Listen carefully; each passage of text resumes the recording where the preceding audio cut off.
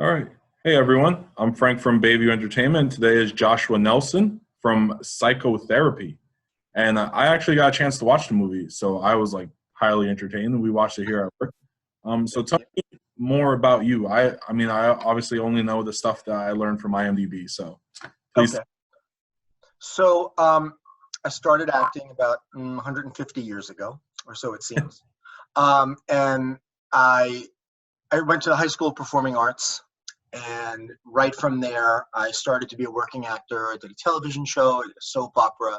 Not that anyone knows what a soap opera is anymore. Did some What our films. Then I spent a grandparents lot of love. yeah. Then I spent a lot of time in a band, and then I went back to acting. And at some point when I realized I had kids and acting wasn't I wasn't booking the work as much as I needed to. I took a very low budget version of what Stallone did. I decided I'll make my own work. So I started making feature horror films, and they got some good distribution. It was all a learning process, and stopped that for a while. More kids, and and then I'm just starting kind of back up again and going in it with an extremely low budget route. But I think if you have an interesting story and you have talented actors, you can still make something entertaining. Absolutely. And I mean, I saw most of the actors in your movie are like first time, second time in Yeah, movies. So is it something that you wanted to have like just younger, first time people more? yeah, absolutely. Um, I was more going with actors that I knew than going through a traditional casting process. And I had all these actors that wanted to work. So I kind of wrote roles around them. Like I had a basic idea, and I said, well, if I'm using him and her, I know what his strengths are, I know what her strengths are. And because they're new, I think there's no better way to lose the green aspect of your career than to get in front of a camera and start working. So that was literally it. I knew they were all newbies, and it didn't matter because I think they were playing to their strengths. So, and you also wrote the movie, correct? Yes. So when you wrote the movie, did you kind of like make the roles for the specific actors you were going to have in the movie, or they just happened to fit?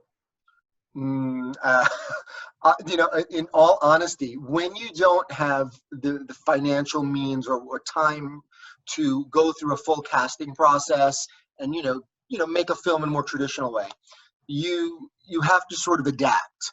So I thought, if time, money, and everything is restrained, let me create something already keeping the people I had in mind so that I know they can do it. If that makes sense. I mean, I still gave them challenging roles, but things that I felt I knew they were strong enough to do. I mean, and watching the movie, a lot of them like really fit their roles. Like they look like they should be that person. And Because a lot of them do need therapy, to be honest with you. Yes, it's I mean, true. like I'm looking at them and like you're saying you didn't like have a budget to cast these people, but like everyone I'm watching, I'm just like, yeah, like I really believe this person is this. Like, Thank you. Well, that's a testament to the fact that they're really talented. You know, Unfortunately, the really talented people aren't necessarily the ones with big resumes, because the opportunities aren't there. But if you have the talent and I can give you a way to shine, even in a small way, then I'm going to try and do that. tell me more about like the actors in the movie. So I didn't I'm bad with names, but That's whoever okay. the therapist that was like the star. So the therapist, her name is Suzanne, and in real life, Suzanne's like a businesswoman, a very articulate, smart businesswoman. Um, but she whenever she auditions and such, that's the kind of thing she does. Lawyer, doctor, CEO, in that sense. So in a way, I stuck to that. I kept her an intelligent, thoughtful woman, highly educated. But then I added the horror aspect of insanity, basically. It was such like an interesting thing to like see her transition from like this Yeah, absolutely. headed person and then it's like whoa when they got to that resort or like the retreat for the weekend it's like oh my god. Yeah. Yeah, Now, some people who have reviewed it or seen it, they're like, this isn't a horror movie. This is like a normal film that ends as a horror movie, which is true. But I I think more than anything, I was trying to make an entertaining film with a little bit of character development, and then, you know, much like life, normality can become a horror movie. So that's the way I went. And I like that, like, you didn't just stick to like her in the office. It was also like at home, and then Right, right, right. her patients at home and showed their life. So like you did give like a lot of character background. So it wasn't just Thank you. I just know I see this one person, so I should know their life. Like you gave a lot. Thank you. Well, you know, it's always the old adage with horror is that when you're killing people and you don't really know them, you can't feel anything, good or Right. bad. Yeah. But if you get a feel for them and you have their understanding of their personality, whether you like them or hate them, then when they die, you either feel bad for them or you're happy. But at least you feel something For sure. that, you know. And now, mind you, we shot in 4 days, so there Oh, wasn't a lot of time. yeah. So we had to limit that. But I think as long as the actors came alive, that could bring the story alive. For sure. And I mean, just watching it, I was like, well, I feel like I'm part of this movie. I feel like this lady went crazy because, oh my God, who are these people that are going to see her and why are they not listening? I got everything. So Well, I then that's mission accomplished for me. right. Thank you. So like tell me more, like, so I guess you can label it as also a thriller kind of movie because Yeah. eventually like I mean, it is mind it blowing. is I guess more a thriller than a horror movie, but really it's a dark comedy Yeah. because it's just poking fun in a way at therapy and the crazy people that go to therapy and the what if factor. And so like how do you go about making a horror movie? Like how is that done? Like do you just have to have like a this mindset like, oh my God, I want all this blood and guts, or is this like Uh, so in an ideal financially secure world, there's a lot more blood and guts. We were very fortunate that we were able to get a decent effects artist who could work fairly cheap to do just a few effects that came out nice for like a rushed scenario. I think what it is that I grew up doing nothing but watching horror films. So to me, and you know, from all the early George Romero Dawn of the Dead movies, Night of the Living Dead, and all the '80s slasher films and everything, I've never stopped being a horror fan. And I realized that I don't know how to write scary. Like I don't know how to make things scary. I was watching like an Annabelle movie the other day. I'm like, see, this is scary. I can't think this way. But you can think bloody. yeah. So you can always just throw an effect in and make it gory and throw some blood, and then that kind of fulfills the horror aspect. I mean, I guess what you're lacking in like knowing how to write scary, you know how to like write to like you're showing somebody who's like losing their mind to the point Right, where right, kill a bunch of people. right. Well, when you have kids, you learn how to lose your mind pretty easily. So figure it So out. tell me more about this the clown character. Like I felt like he was the craziest person in the entire So movie. now, this is so interesting. So his name is Kenny Ledet, and you know, in real life, he's a personal life coach. People go. Okay. This is great. People go to him when they're having trouble in life. So I thought, you know, he's a very intense actor. And one day I saw him and I thought, would you ever, to humor me, get dressed up as like an insane clown? And he said, yeah, sure, because he doesn't necessarily act to become a professional actor.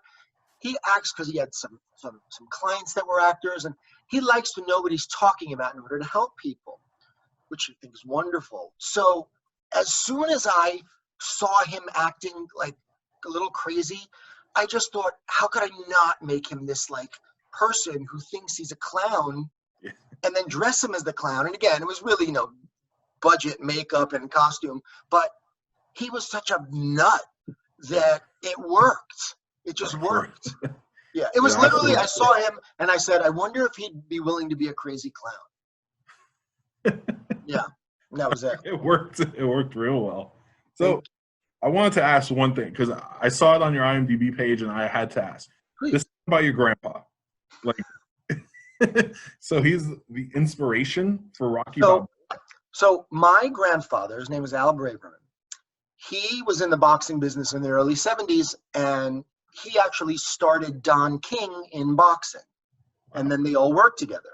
And he had numerous fighters, and one of his fighters that he managed and trained was Chuck Wepner. After Chuck Wepner had a very world historic match with Muhammad Ali, where he like went the distance and Ali got knocked down, Stallone saw that and wanted to make a movie based on that. And so the Mickey character was really based off my grandfather, and Rocky was based off Chuck Wepner. And yeah, and that was the story early on. How cool is that? Yeah, it's. So like, when you watch Rocky, you're like, Grandpa? Yeah, I watch Rocky, and I think this would not have happened if not for my family. And people don't believe that, but that's okay. I mean, listen, regardless of anything you ever do in life, you are part of movie history forever. Yes. In a Kevin Bacon sort of way, hey, I am part of movie history, yes. It still counts. It still counts. Cool. I'll take and you were also in an Al Pacino movie, so that's... Yeah, it's funny. Al Pacino was the reason I wanted to become an actor. I thought early on, and still think, he's the greatest actor in the world. And I had done some television, and my very first film role was the movie Sea of Love.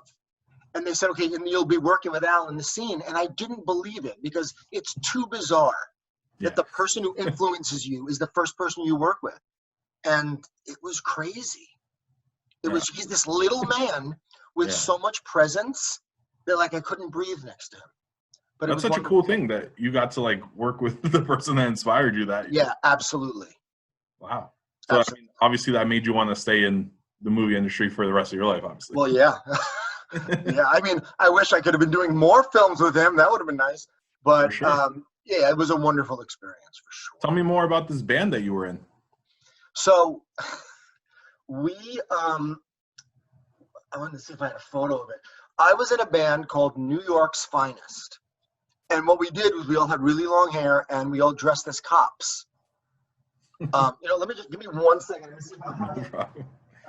It's really worth.